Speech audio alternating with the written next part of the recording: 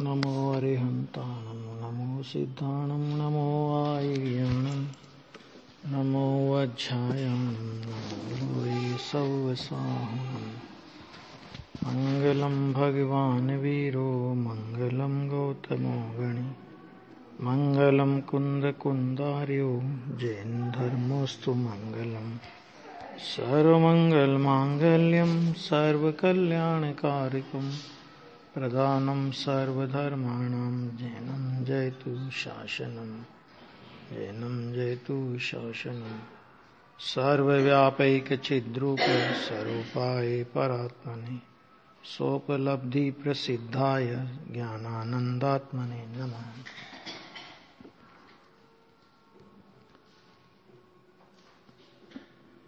प्रवचन सार की अपनी चल रही थी 97 नंबर की गाथा,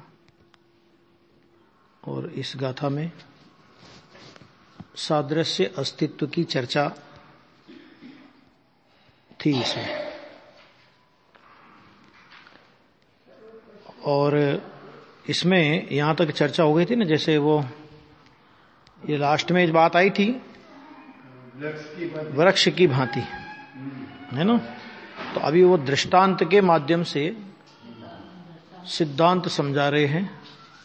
उदाहरण है कि जैसे बहुत से यानी अनेक प्रकार के वृक्षों को अपने अपने विशेष लक्षणभूत स्वरूपास्तित्व के अवलंबन से उत्पन्न होने वाले अनेकत्व को, यानी एक बाग है समझ लो, और एक बाग में बहुत से माने संख्या, बहुत से वो है संख्या, और अनेक प्रकार के माने वो हुई उनकी जाति, यानी संख्या में भी अनेक हैं और जाति में भी अनेक हैं। आम का वृक्ष है, जामुन का वृक्ष है, अलग अलग प्रकार के, ऐसे समझ लीजिए।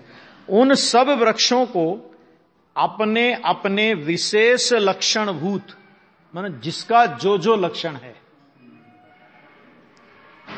आम का पेड़ है तो उसका लक्षण आम आम आम रूपी है, वो नीम का है तो नीम रूपी है, तो ऐसे तो विशेष लक्षणभूत स्वरूपास्तित्व के अवलंबन से उत्पन्न होने वाले अनेकत्व को, माने उनका स्वरूप अस्तित्व अगर हम देखेंगे तो उसमें अनेकत्व है, ठीक है।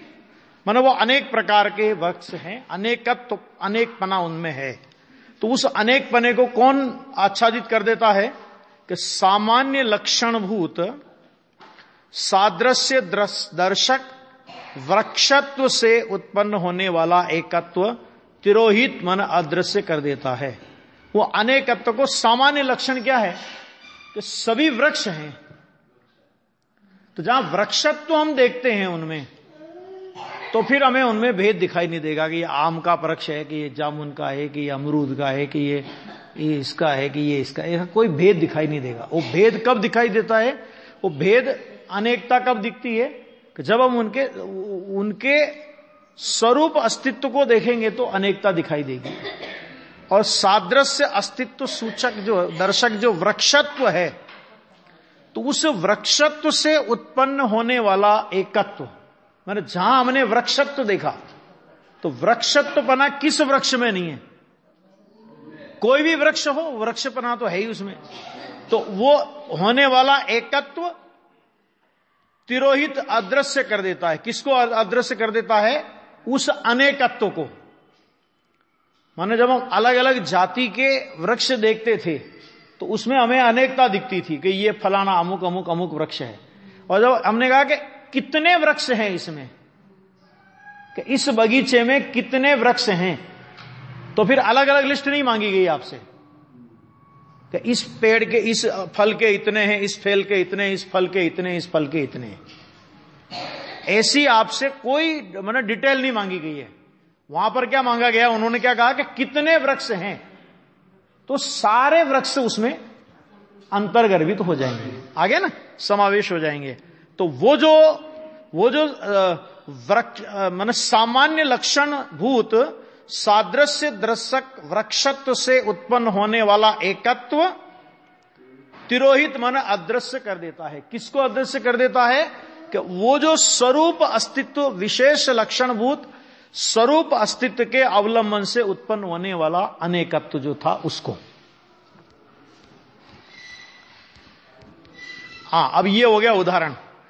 इसी प्रकार अभी देखो, ये तो उदाहरण हो गया। अभी इसी प्रकार बहुत से ये आई संख्या, है ना, संख्या में भी बहुत है।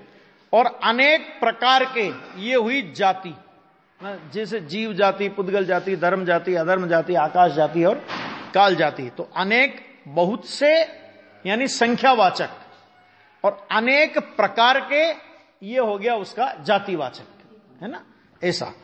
तो द्रव्यों को अपने अपने विशेष लक्षणभूत स्वरूपास्तित्व के अवलंबन से उत्पन्न होने वाले अनेकत्व को, क्या मतलब कि ये बहुत प्रकार के, विश्व के अंदर बहुत प्रकार के द्रव्य हैं और अनेक प्रकार, बहुत से द्रव्य हैं और अनेक प्रकार के द्रव्य हैं। बहुत से द्रव्य हैं माने संख्या में अनंत है, और अनेक प्रकार के हैं माने उनकी जातियां अनेक प्रकार की। अनेक प्रकार की जाति में अपने यहां पर बोलेंगे तो अपन 6 प्रकार की जाति के वे द्रव्य हैं। समझ में आ गया कि नहीं आ गया? तो वो जो है ना, तो बहुत से और अनेक प्रकार के, दो बातें हो गई कि द्रव्यों को अपने अपने विशेष लक्षणभूत, माने हर द्रव्य का अपना अपना अलग अलग लक्षणभूत जो स्वरूप अस्तित्व है, उस स्वरूप अस्तित्व के अवलंबन से क्या उत्पन्न होता है कि अनेकपना उत्पन्न होता है।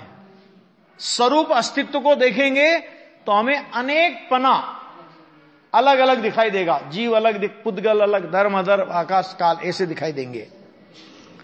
तो उस अनेकपने को सामान्य लक्षणभूत सादृश्य अस्तित्व, उस अनेकपने को तिरोहित कौन करेगा कि सामान्य लक्षणभूत सादृश्य दर्शक।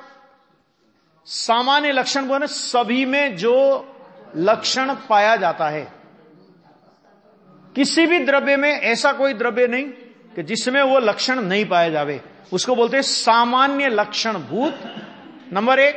उसके बाद का सादृश्य दर्शक, माने समानता को दर्शाने वाला, सदृशता को दर्शाने वाला।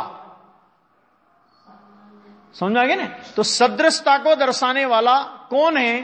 तो कहा सतपने से, माने वो सतपना जो है, तो वो सतपना इस तरह दिखाता है उसमें।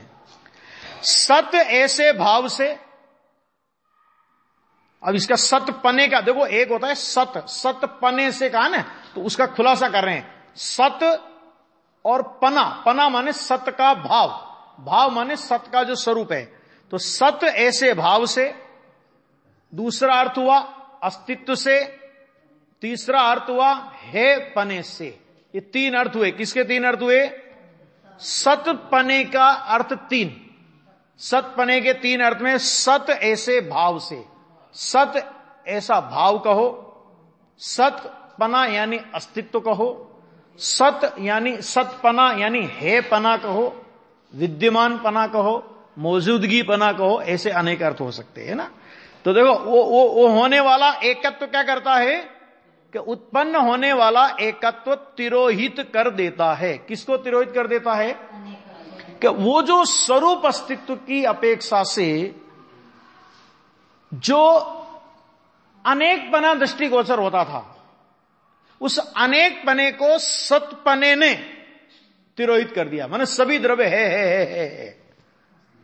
तभी है में तो आपको कोई भेद, अनेकता दिखाई नहीं देगी, सभी है माने एक अस्थि रूप में अगर हम देखेंगे तो अस्थि में सब अस्थि रूप है बस। अब उसमें अनेकता आपको दिखाई नहीं देगी, सभी है।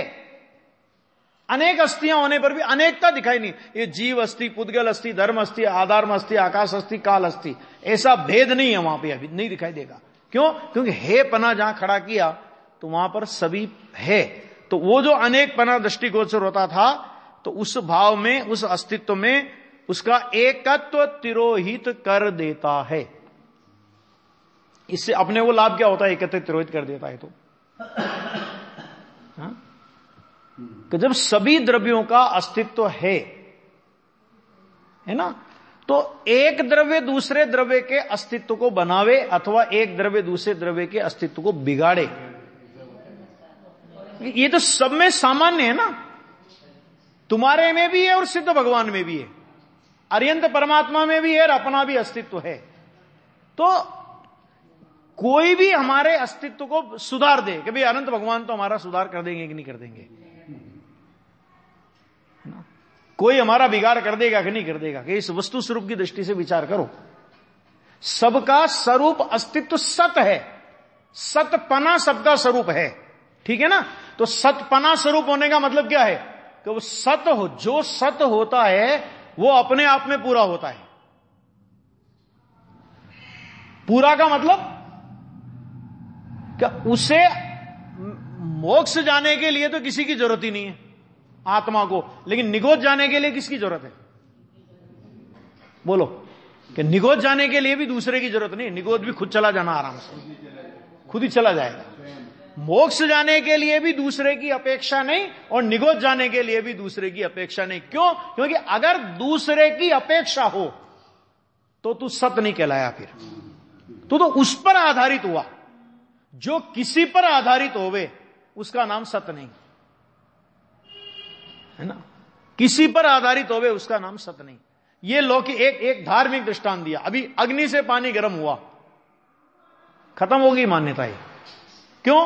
क्योंकि अग्नि अपने अस्तित्व से सत बने है और पानी भी अपने अस्तित्व से सत बने है। दोनों का सादृश्य अस्तित्व है पना है कि नहीं है? तो एक है पना दूसरे है पने में कुछ करे, एक अस्तित्व दूसरे अस्तित्व में कुछ करे, तो फिर उस दूसरे अस्तित्व का क्या हुआ? क्योंकि वो इसने किया, मैंने उसमें कुछ नहीं था, आ गया नहीं आ गया। ये हर तरह से मैंने कोई भी सिद्धांत अगर जिनागम का आता है और उसमें से स्वावलंबन और स्वावलंबन पूर्वक वितरागता का अभिप्राय नहीं निकलता है तो समझ लीजिए जिनवाणी का कोई मतलब नहीं है। क्योंकि जिनवाणी काय के लिए थी? ये सत लक्षण काय के लिए बताया कि सभी द्रव्य सत है लेकिन मैं तो तुम्हारा काम कर सकता हूं, तो फिर काय का सत है वो? है कि नहीं? एक एक पे लगा लेना, वस्तु स्वतंत्रता इसमें से निकालना है तो ये सबको सत माना, नहीं तो सत माना ही नहीं। एक बात तो ये हो गया। अब देखो ये कह रहे हैं कि वो सब सत है, तो कोई किसी को ऐसा भ्रम हो जाए कि साहब इसका मतलब तो सब ऐसा हो गया, सब मिलके एक में एक हो गए। तो देखो सभी सतपने से एक होने पर भी, एक से होने पर भी, इसको यूं समझो कि सभी सतपने से एक से होने पर भी एक नहीं हो गए हैं, यानी सबका भिन्न भिन्न अस्तित्व कायम है। एक से हैं माने सब एक से, माने क्या? सभी सत हैं तो सभी एक से हैं, लेकिन उनका भिन्न भिन्न अस्तित्व मिट नहीं गया। वो भिन्न भिन्न अस्तित्व नहीं मिट गया, उसको यहां पे समझाते हैं। और जैसे उन वृक्षों के विषय में क्या कहा? और जैसे उन वृक्षों के विषय में सामान्य लक्षणभूत सादृश्य दर्शक वृक्षत्व से उत्पन्न होने वाले एकत्व से तिरोहित होने पर भी, माने जो वो अनेक वृक्ष थे, जैसे वे वृक्ष थे, उन वृक्षों के संबंध में सामान्य लक्षण सादृश्य दर्शक वृक्षत्व से उत्पन्न होने वाला एकत्व, और उस एकत्व से क्या तिरोहित हो गया था? तो उन्होंने कहा कि वो अनेकत्व तिरोहित हो गया था। तो ऐसा होने पर भी अपने अपने विशेष लक्षणभूत स्वरूप अस्तित्व के अवलंबन से उत्पन्न होने वाला अनेकत्व स्पष्टतया प्रकाशमान रहता है, माने मिट नहीं जाता। सत्य की दृष्टि से देखो तो अनेक पना दिखता नहीं है लेकिन मिटता नहीं है। देखो नहीं दिखना अलग चीज है कि हमने कहा कि सब माने ये सब वृक्ष हैं तो ठीक है, लेकिन वृक्ष हैं तो उसका मतलब ये थोड़ी हो गया कि वो वृक्ष जो अलग अलग जाति के वृक्ष थे तो उनकी जातियां खत्म हो गई। तो उनकी जो विभिन्नता है, उसकी जो विविधता है, वो विविधता खत्म नहीं हुई। और विविधता के खत्म नहीं होने पर भी वृक्षत्व से देखो तो उनमें विविधता आपको दिखाई नहीं देगी। सब क्या दिखाई देंगे? सब वृक्ष दिखाई देंगे, है ना। अपन लोग सड़क पे जाते हैं तो अलग अलग प्रकार के वृक्ष होते हैं, तो अपन वहां पे क्या कहते हैं कि हमने क्या है कि इस सड़क पर दोनों ओर वृक्ष लगे हैं, और अपन को बगीचा खरीदना हो तो बगीचा खरीदना हो तो कौन से वृक्ष हैं? जो देखो जब सड़क पे जाते हैं तो विशेषत्व को गौण कर देते हैं कि भाई वृक्ष की छाया में बिल्कुल गाड़ी चली हमारी। तो वहां सारे वृक्ष अलग अलग प्रकार के थे, उनको हमने गौण कर दिया। लेकिन जब बगीचा खरीदने का नंबर आएगा, अपने को एक बगीचा खरीदना है, तो कौन सा वृक्ष बगीचा खरीदना? कि बगीचा वो भी होता है जिसमें 5 आम के वृक्ष और 15 नीम के वृक्ष हों, उसको भी बगीचा बोलते हैं। और ऐसा भी होता है कि 1 नीम का वृक्ष और 15 आम के वृक्ष हों, उसको भी बगीचा बोलते हैं। अभी कौन सा खरीदेंगे? वहां सामान्य अस्तित्व को मुख्य करोगे कि विशेष अस्तित्व को मुख्य करोगे? बोलो। सारे ही नोट है, नोट सामान्य अस्तित्व क्या है? नोट। तो 1 रुपए के नोट से लेकर 2000 के नोट तक क्या हुआ? वो नोट माने क्या हुआ? सादृश्य अस्तित्व।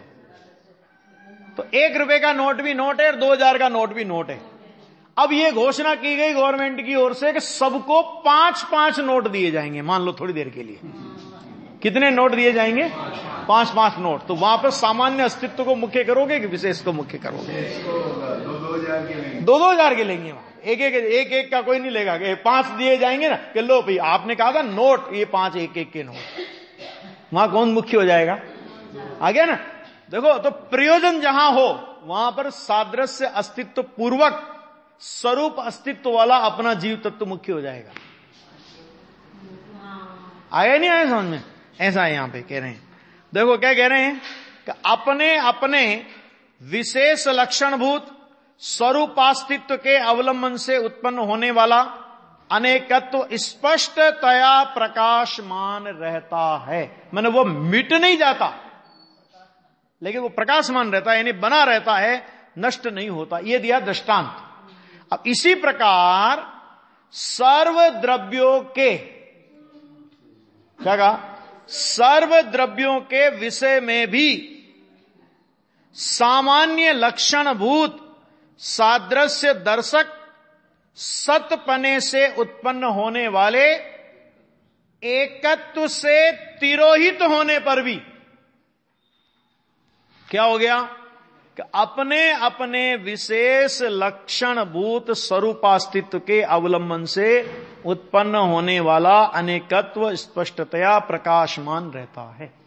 क्या मतलब कि वो जो जब हम सामान्य अस्तित्व की अपेक्षा सभी द्रव्यों में भेद किए बिना सबको सतमात्र देखा, हेपना मात्र देखा, तो हेपना देखने पे भले ही हमें अलग अलग भेद उस समय दिखाई नहीं दिए, तो भी उनके अलग अलग भेद मिट नहीं गए। समझ आ गया? माने एकता में भी उनकी अनेकता कायम है और अनेकता में भी उनकी एकता खंडित नहीं हुई है। सत की अपेक्षा से देखो तो सब एक हैं, माने सब सत हैं, और स्वरूप अस्तित्व की ओर से देखो तो जिसका जो स्वरूप है वो स्वरूप बदलता नहीं। यानी कहने का मतलब ये कि विश्व में सभी द्रव्य अपने अपने स्वरूप अस्तित्व पूर्वक अपने अपने स्वरूप अस्तित्व को छोड़े बिना सत स्वरूप से अनादि काल से टिके हुए हैं, वर्तमान में टिक रहे हैं और अनंत काल तक टिकेंगे। उनकी संख्या कभी भी कम और ज्यादा नहीं होगी। क्यों नहीं होगी? क्योंकि सभी द्रव्य सत हैं, इसलिए एक द्रव्य को दूसरे द्रव्य में प्रवेश की, यानी एक द्रव्य दूसरे द्रव्य का कुछ कर सके, ऐसी कोई संभावना नहीं होने से द्रव्यों की संख्या को कोई क्षति नहीं पहुंचेगी। एक द्रव्य दूसरे द्रव्य का नहीं कर सकता, ये सत लक्षण है। समझ में आ गया कि नहीं आ गया? इसके बाद देखिए, आगे मैं पूरा करता हूं क्योंकि समय की मुझे बहुत तकलीफ यहां पे लगती है। कभी कभी लगता है कि करना चाहिए कि नहीं करना चाहिए स्वाध्याय, मतलब मुझे समझ में नहीं आता है ये। अभी जो विषय चल रहा था उसके बाद इसी बात को उन्होंने कोष्टक में खुलासा किया। इसी बात को, किस बात को? कि बहुत से संख्यापेक्षा, बहुत से, देखो ये आ गया, बहुत से माने संख्यापेक्षा से अनेक, एक, और अनेक प्रकार के अर्थात आम्र, अशोक आदि, ये आगे जाति, ये अर्थ अपन ने किया था ना उस भी। तो माने बहुत से यानी संख्यावाचक, और अनेक ये क्या हुआ? कि ये हुआ जातिवाचक। बराबर। वृक्षों का अपना अपना स्वरूपास्तित्व भिन्न भिन्न है ना। इसलिए स्वरूपास्तित्व की अपेक्षा से उनमें अनेकत्व है, परंतु वृक्षत्व जो कि सर्व वृक्षों का सामान्य लक्षण है और जो सर्व वृक्षों में सादृश्य बतलाता है, उसकी अपेक्षा से सर्व वृक्षों में एकत्व है। बराबर। जब इस एकत्व को मुख्य करते हैं तब अनेकत्व गौण हो जाता है। इसी प्रकार बहुत से माने अनंत और अनेक माने 6 प्रकार के द्रव्यों का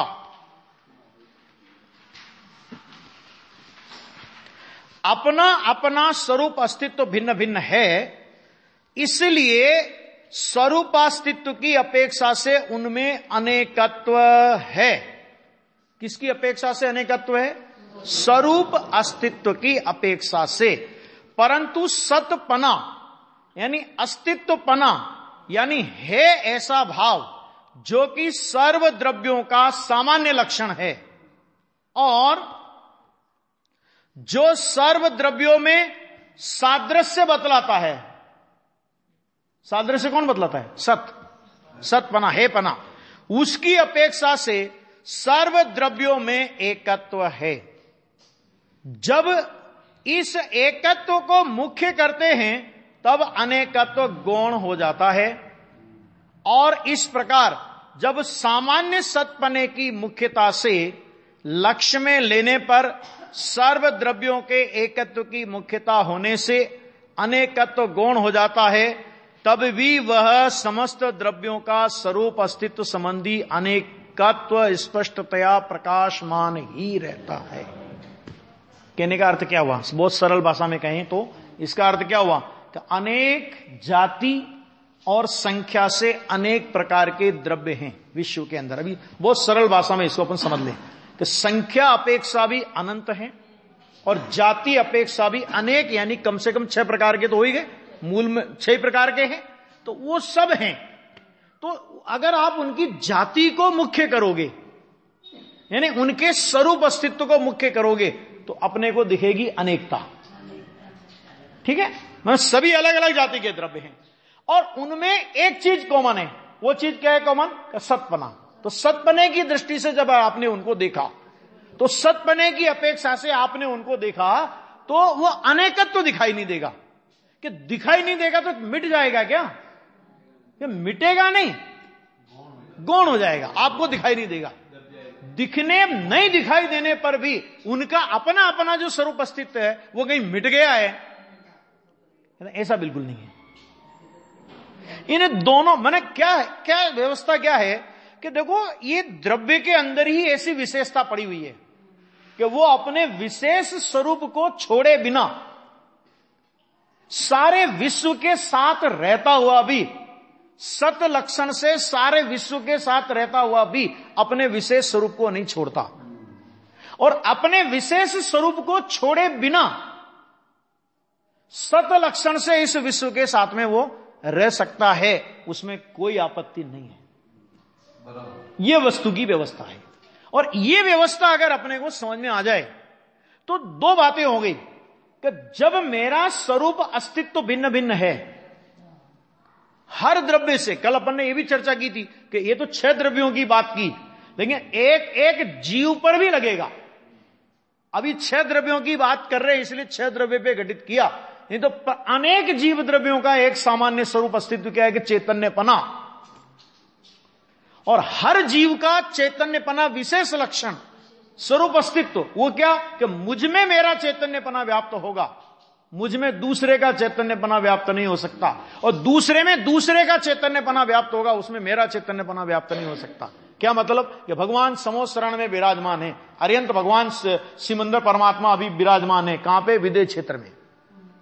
ठीक है, तो विदेह क्षेत्र में अपन लोग गए तो उनका जो चैतन्यपना है, उनका चैतन्यपना मेरे में व्याप्त नहीं हो सकता, इसलिए उनके चैतन्यपने से मुझे कुछ लाभ हो जाए, क्या ऐसा नहीं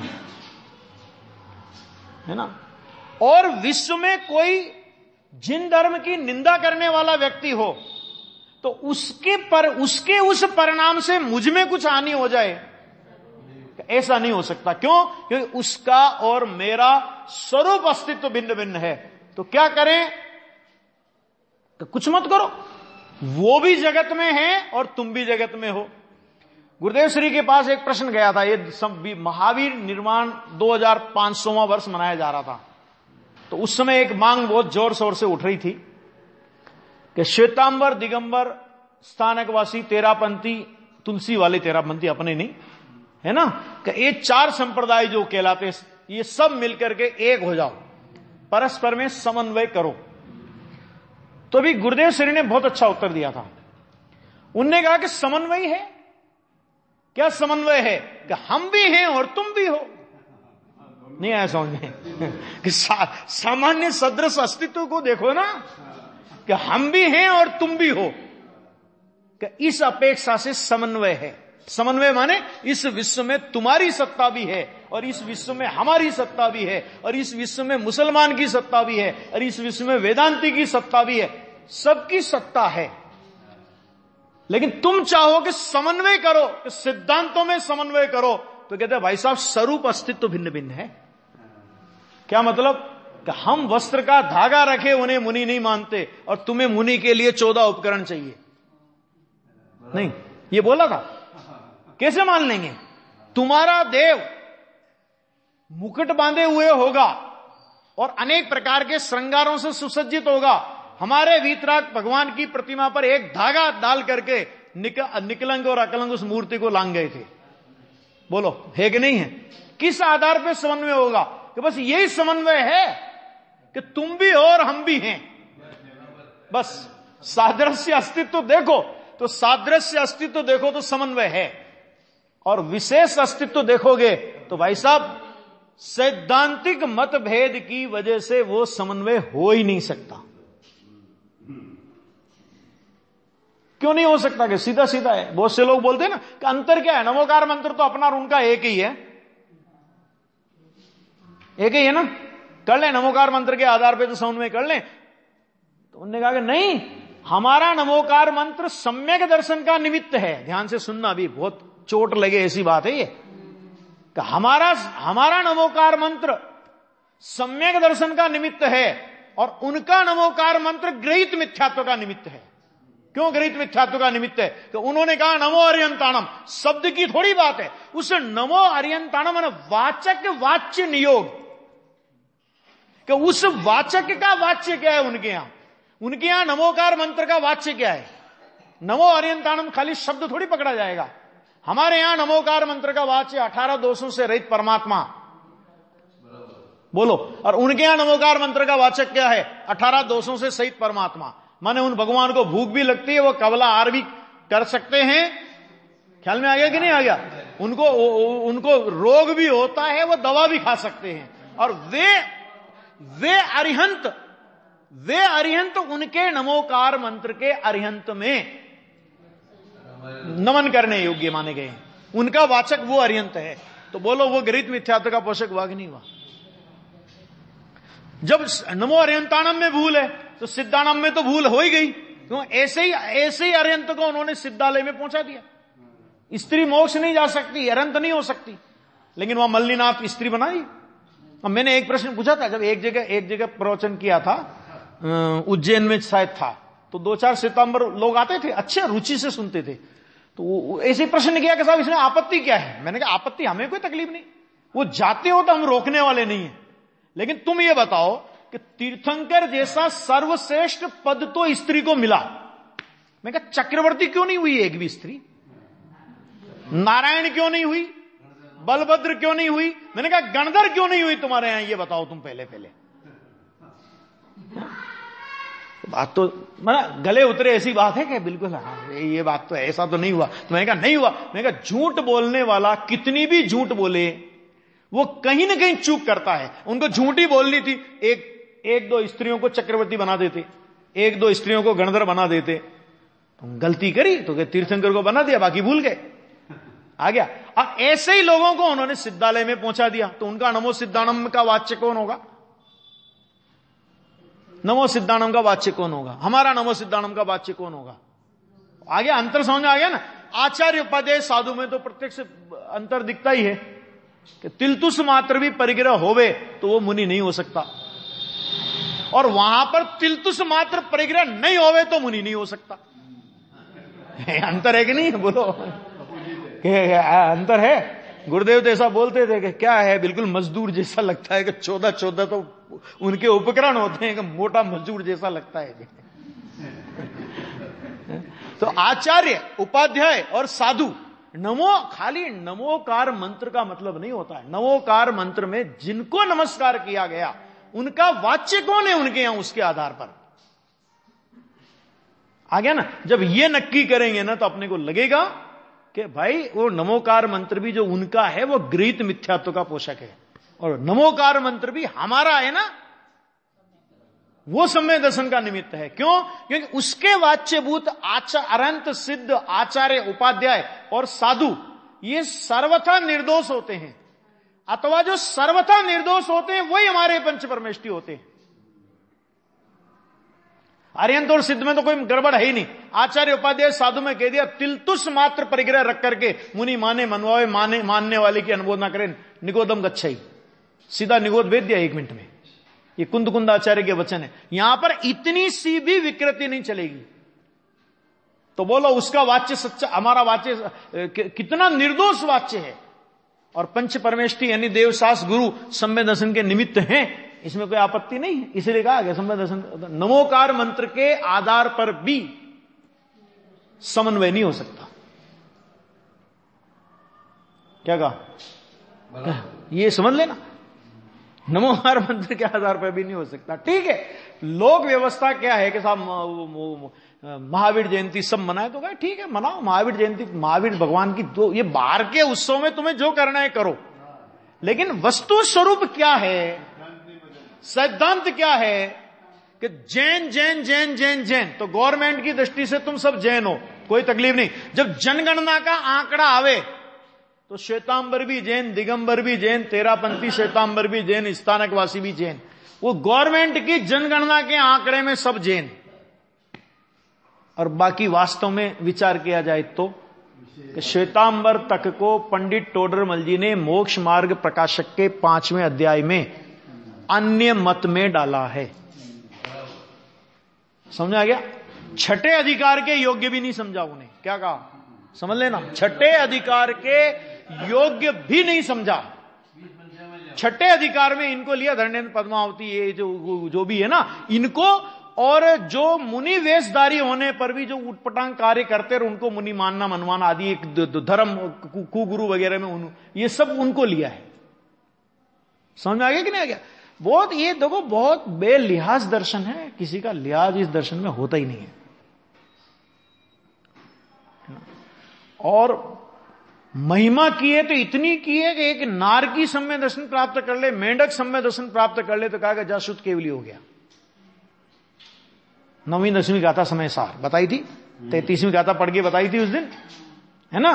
तो महिमा है तो इतनी है, मोक्ष मार्ग की आत्म स्वभाव की आराधना करेगा तो बहुत महिमा है। पे सुर नाथ जजे है, और ये कोई वृत्ति की बात नहीं की है, चरित मोह बस लेसन संजम।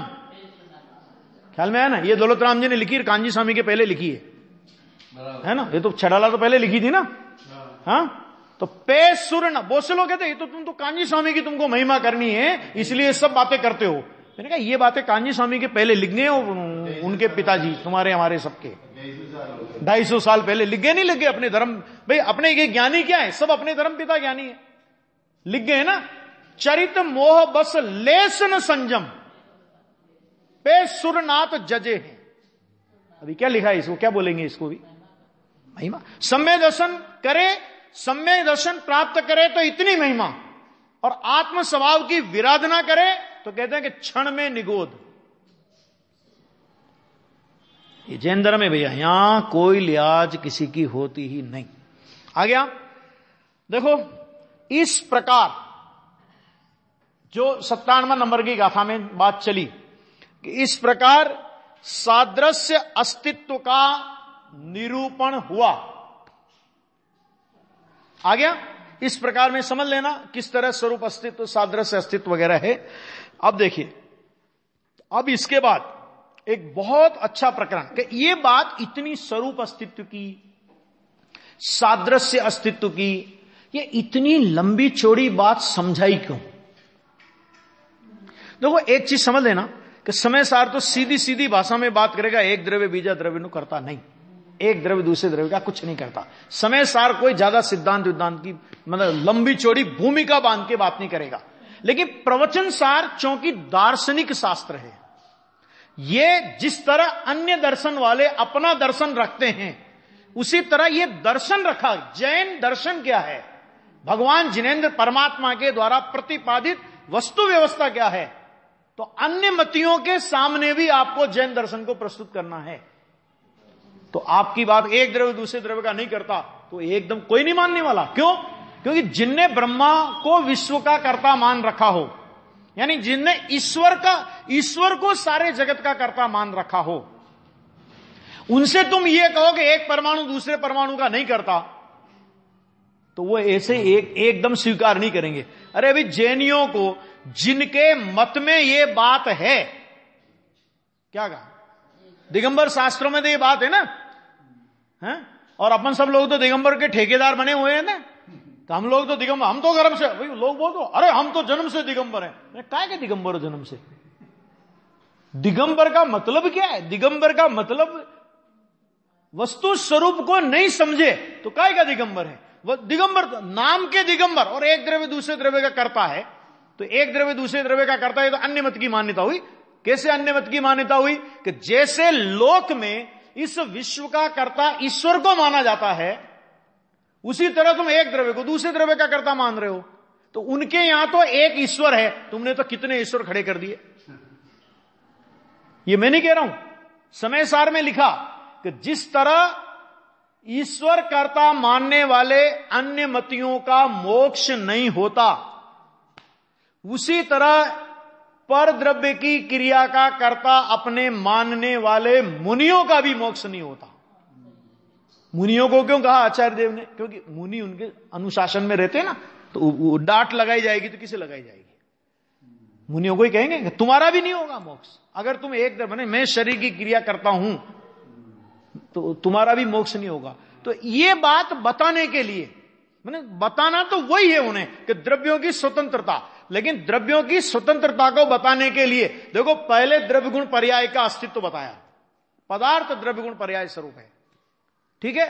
फिर द्रव्य गुण पर्याय का अस्तित्व बता करके अस्तित्व के दो प्रकार, सादृश्य अस्तित्व और स्वरूप अस्तित्व, फिर उन दोनों का कथन किया। अब इन दोनों का कथन करके कहना क्या है वो सुनो जरा, कि अब द्रव्यों से द्रव्यांतर की उत्पत्ति होने का, एक द्रव्य से अन्य द्रव्यांतर माने अन्य द्रव्य की उत्पत्ति होने का, माने उसका कोई भी कार्य, एक द्रव्य दूसरे द्रव्य का कुछ भी कार्य कर सकता है, अथवा द्रव्य से सत्ता का अर्थांतरण होने का खंडन करते हैं। दो बातों का निषेध करेंगे, एक द्रव्य से दूसरे द्रव्य की उत्पत्ति होती है, एक तो इस बात का निषेध करेंगे। दूसरा कि बहुत से लोग कहते हैं कि सत्ता अलग है और द्रव्य अलग है, तो क्या ऐसा नहीं है? अस्तित्व द्रव्य का स्वरूप है। और उमा स्वामी महाराज ने तत्वार्थ सूत्र में लिखा, क्या लिखा? सत द्रव्य लक्षणम, लिखा नहीं लिखा? तो उस एक ही सूत्र की व्याख्या चल रही है ये। या यूं समझ लो कि आचार्य कुंद कुंद के पट शिष्य थे उमा स्वामी, तो आचार्य कुंद कुंद ने द्रव्य गुण पर्याय की जो व्यवस्था प्रवचन सार में इतने विस्तार से समझाई, उमा स्वामी महाराज ने सूत्र ग्रंथ होने से अति संक्षेप में 4-5 सूत्रों में पूरी वस्तु व्यवस्था समझा दी। हालांकि राजवार्तिक, श्लोक वार्तिक है ना, ये जो सरवार सिद्धि, ये जो बड़ी बड़ी टीकाएं तत्वार्थ सूत्र पर हुई, उन पर, इन सूत्रों पर भी खूब चर्चा हुई है। अन्य मतियों के सामने भी चर्चा हुई है कि तो हम ऐसा मानते, तुम ऐसा मानते, उसमें कैसे विरोध आता है, वो सारी चर्चा उसमें काफी विस्तार के साथ में हुई है। न्याय, तर्क, युक्ति, आगम सब दिया गया है। तो वो यहां पे 2 बातें हो गई। 2 बातें कौन कौन सी? कि द्रव्य से द्रव्यांतर का उत्पत्ति होने का और द्रव्य से सत्ता का, माने सत्ता का अर्थांतरत्व होने का खंडन करते हैं। अर्थांतरत्व माने अन्य पदार्थ होने का खंडन करते हैं। माने कोष्टक में खुलासा करके कह रहे हैं, ऐसा निश्चित करते हैं कि किसी द्रव्य से अन्य द्रव्य की उत्पत्ति नहीं होती। एक पॉइंट है ना। और द्रव्य से अस्तित्व कोई पृथक पदार्थ नहीं है। आ गया? 2 बातें कौन कौन सी हुई? एक, द्रव्य से अन्य द्रव्य की उत्पत्ति नहीं होती। अन्य द्रव्य की उत्पत्ति माने द्रव्य की उत्पत्ति, माने द्रव्य की पर्याय की उत्पत्ति, उसको द्रव्य की उत्पत्ति बोलते हैं, है ना। और इसके लिए समय सार की 103 नंबर की गाथा और समय सार की 372 नंबर की गाथा, 2 गाथाएं हैं। 103 कर्ता कर्म अधिकार में और 372 सर्वशुद्ध ज्ञान अधिकार में, जिसमें लिखा आचार्य देव ने, हम कुमार को घड़े का उत्पादक देखते ही नहीं।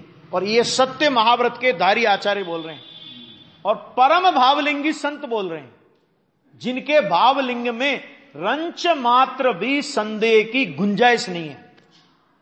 अमरचंद्र बोल रहे हैं ना आचार्य देव, है ना। तो सत्य महाव्रत के धारी है। तो वो कहते हैं हमें दिखाई नहीं देता, और अज्ञानी कहता मुझे कुमारी घड़े का करता दिखाई देता है ना। वो संदर्भ में अपन लेंगे होगा था।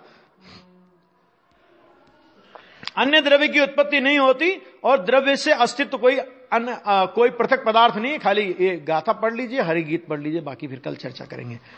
दव्वम सहाव सिद्धम सदिति जिणा तच्च दोषम खादा सिद्धम तद आगम दो नेच्छदि जो सो ही पर समयो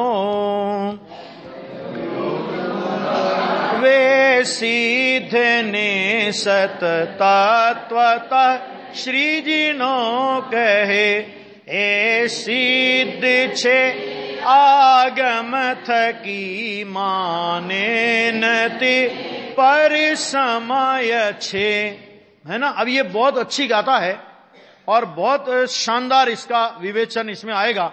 माने जो अपन लोग बोलते हैं ना कि एक द्रव्य दूसरे द्रव्य का करता नहीं, तो उसमें बहुत न्यायपूर्वक आचार्य भगवान इस बात को सिद्ध करेंगे कि करता नहीं है। किस तरह नहीं है तो वो सिद्ध करेंगे। गाथा का अन्वयार्थ खाली कि द्रव्य स्वभाव से सिद्ध, व्याख्या कल करेंगे इसकी, कि द्रव्य स्वभाव से सिद्ध और स्वभाव से ही सत है, ऐसा जिनेन्द्र देव ने यथार्थतः कहा है। ख्याल में आ गया? इस प्रकार आगम से सिद्ध है। जिनेन्द्र देव ने कहा आगम से सिद्ध, आगम से तो सिद्ध हो ही जाएगा। क्यों? क्योंकि जिनेन्द्र देव की वाणी तो आगम है। तो आगम से सिद्ध है। जो इसे नहीं मानता, यानी एक द्रव्य से दूसरे द्रव्य की उत्पत्ति मानता है, यानी द्रव्य से अस्तित्व की पृथक सत्ता मानता है, वह वास्तव में पर समय है। समय माने मत और पर माने अन्य, मन अन्यमति है। क्या कर दिया, क्या कर दिया, जाति बाहर कर दिया, बहिष्कार कर दिया उसका। और ये वही नहीं किया, समय सार में भी किया। 85-86 गाथा है शायद, या 87-88 गाथा है कि एक आत्मा से अपनी आत्मा अपनी क्रिया भी करता है और आत्मा परद्रव्य की क्रिया भी करता है। ऐसा मानना जिन देव को सम्मत नहीं है, और जो ऐसा मानता है सर्वज्ञ की आज्ञा से बाहर होने से जिन मत से बाहर है। ये बात वहां पर ली है, इसकी चर्चा बाद में और विस्तार से करिए।